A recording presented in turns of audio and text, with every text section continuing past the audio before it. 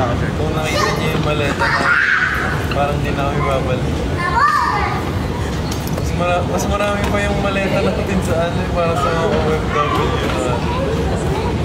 Parang yung mga OFW parang isang malaki lang. Sa atin, tatlong malaki. Parang wala nang balak bumalik. Yung iba nagagala. Wala pa. Ayan si Ak.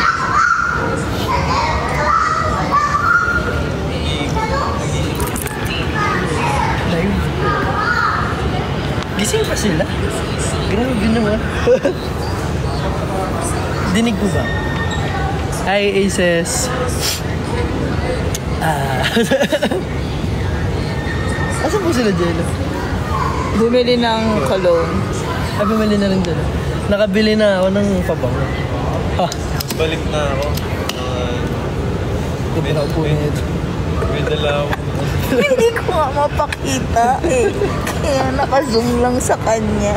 Kasi yung pagkakaupo mo. Mickey!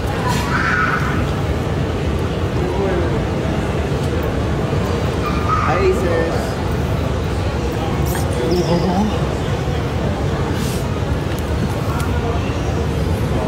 Nasa Dubai na kami. Totoo na to. Hindi na kami nagja-joke. Mamaya tulog yun. Gagayahin ko na lang itsura ni JN.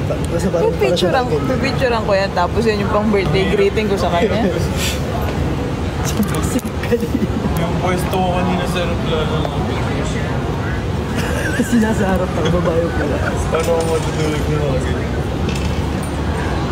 Tapos yung laing mo pa ganun. Yun lang yung galaw. Pa ganun. Kala ko masasandal mo sa akin. Nakagano yung ulo sa harap. Isang best lang ako nakatulog. Sa buong biyahe. Ako dalawa. Tapos pag nakakatulog ako, ginigising ako ng flight attendant. Kasi kakain. Ba yan, gano'n? Parang feeling ko 30 minutes ay tulog. Kasi nanonood mo ako movie. Ikakambasa lang ng movie. So nagising ako. Wala pa sa ano, parang 30 minutes pa lang ng movie yung ano. So, hindi na naman nakatulog. Ayun. Tapos sinipon na. Ako din yung dulo. Hindi po na ako din. Ano na. Pati pumili ako ng inhaler. Yung gamot ko na sa check-in. Sino si Lena? Si Lena may hawak ng CP. Wala pong Lena dito. Lena? Si Tita Tet gising po. Sino si Lena? Hindi ko alam. Mga ibang live po yun napuntahan dito. Feeling ko ibang live yun. Lena raw po yung may hawak ng cellphone. Ikaw si Lena, ate. Bago na po yung pangalan ni Ate Joey. Tawagin nyo na siyang Lena. Lena ng inyong buhay. Chef. Ayaw na tumigil ng sipong ko. Inuman mo na ng gamot. Yung gamot ko po, inano ko yung nalagay ko sa check. Meron naman dito ano.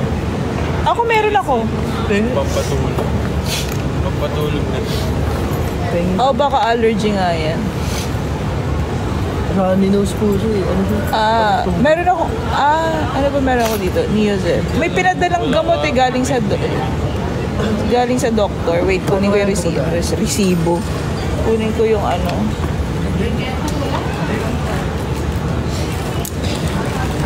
Wala kasi sa Pinas na yung gari ko.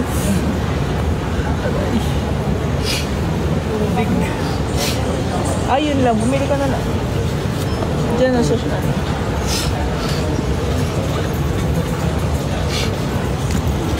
Wallet ko pang pita.